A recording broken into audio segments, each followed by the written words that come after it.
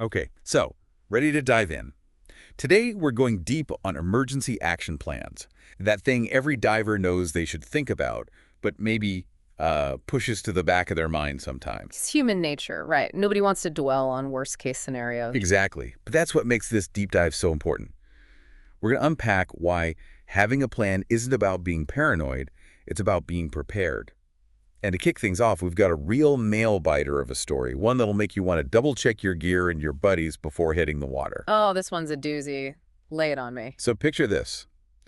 Moderately choppy day, overcast sky, that kind of weather where a dry suit is very tempting. Been there.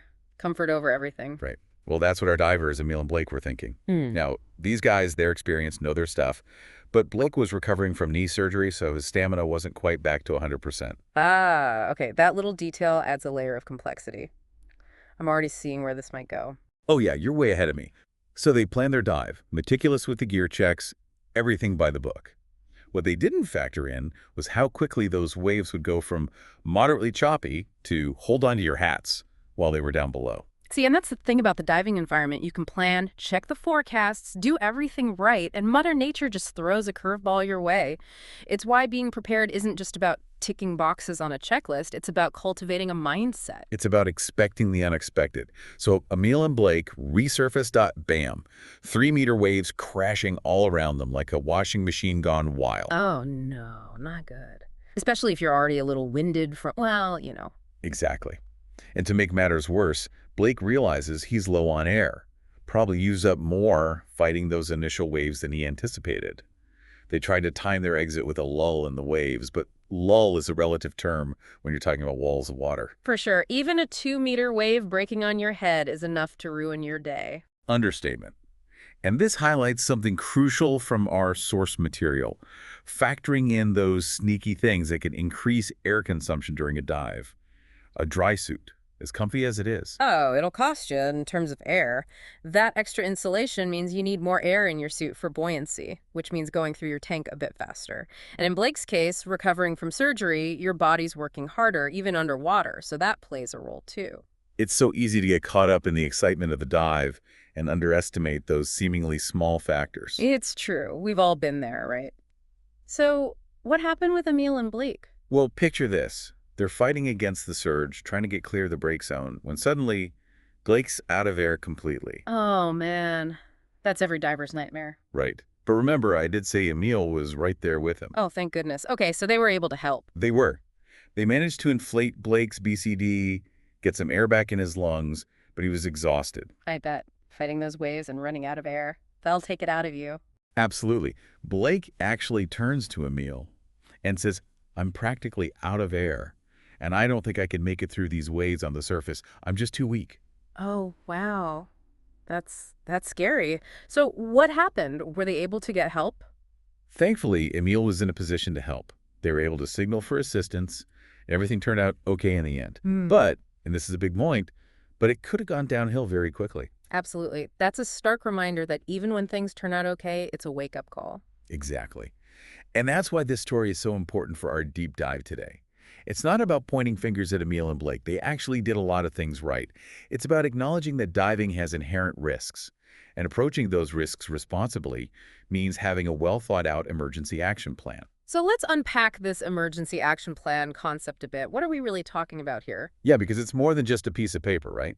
Right. It's a whole mindset. Our source material goes pretty deep on this. It's like a roadmap for those, oh, crap moments, but tailored to your diving environment. And there are 5 key components we need to cover. Okay, so where do we even start? What's the first thing we need on this roadmap? First things first, you need a clear sequence of steps to take if something goes sideways. And this sequence has got to be tailored to your specific dive spot.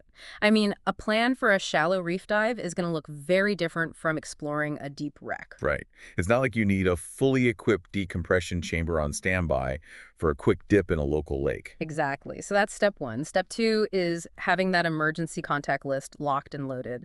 Coast Guard, local dive emergency services, maybe even that one friend who knows the area like the back of their hand.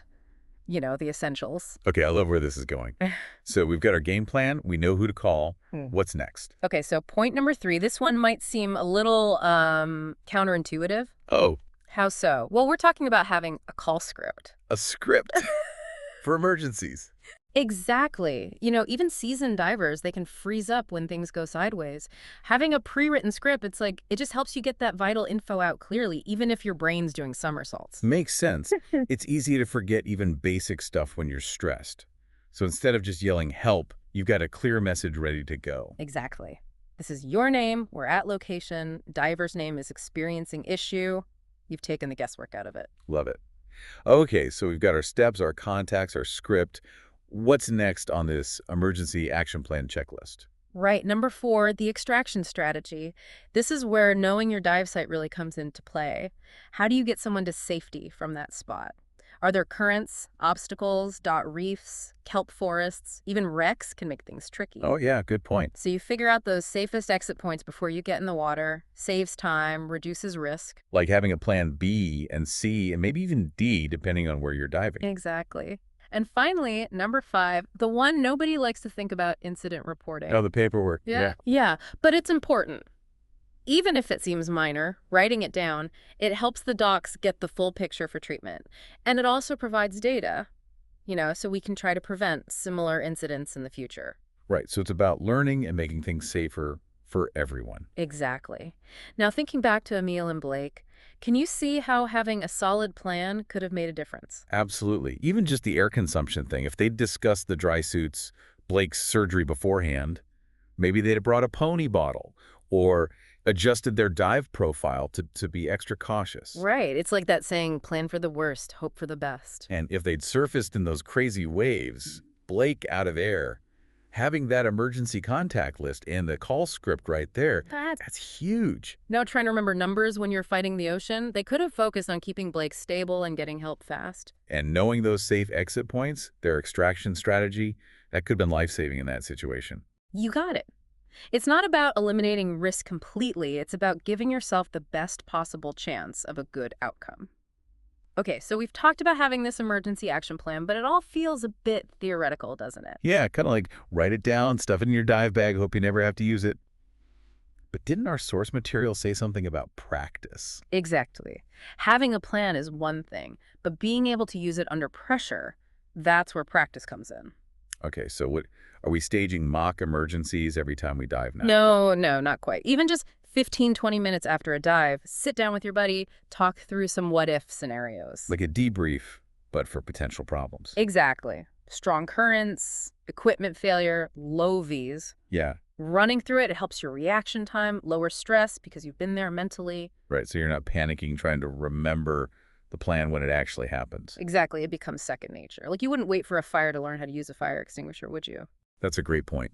But let's talk about tailoring that plan a bit more, because diving in a city harbor is different from being miles offshore. Fields. Huge difference. If you're with a dive operator, your plan might be knowing their procedures, who to contact. You're diving within their system. Safety in numbers, or at least in organized procedures. Exactly. But go off the grid to a remote reef, a distant wreck, and your plan needs to be way more comprehensive. Detailed communication, multiple contacts, maybe even some wilderness first aid skills. It's like the difference between ordering takeout and packing for a week-long camping trip. Both involve food, but the prep is wildly different. Perfect analogy. And that's where those experienced operators in remote locations, they're invaluable. They've got plans you can integrate with yours. It's a team effort. Which brings up a question for our listeners. Where do you usually dive? And how does that environment shape the emergency action plan you need? It really makes you think about those dive sites differently, doesn't it? Like, yeah, that reef is stunning, but how remote is it? What's our plan if something happens out there? It's all about that balance, right? The thrill of exploration, but with a healthy dose of caution. Because feeling prepared, it doesn't mean eliminating risk altogether. It's about understanding how to manage those risks, having the knowledge, the skills. That's what lets you handle those moments and still come up smiling. I like that. Responsible risk management. Not letting fear trap you on the shore, but also not being dumb about it. Exactly. And one more thing to keep in mind before we wrap up getting additional training, like remote area first aid or rescue diving, it's not about becoming some kind of superhuman diver. Although I gotta admit, that does sound kind of cool. Right. But really, those advanced certs, they're about pushing yourself, becoming a more competent, confident, and ultimately safer diver. So as we surface from this deep dive into emergency action plans, I think the message is clear. Knowledge is power. Or maybe in our world, knowledge is buoyancy. It's what keeps us afloat, helps us navigate the unexpected, and lets us truly enjoy every dive knowing we're as prepared as we can be. Couldn't have said it better myself. And hey, even if you're not ready to jump into those advanced courses just yet, just knowing they exist, that there's always more to learn, that's part of the journey, right? Absolutely. Mm. It's about pushing your own boundaries safely and responsibly, always learning, always growing as a diver. And on that note, we'll surface from this deep dive. Thanks for joining us, and until next time, happy and safe diving.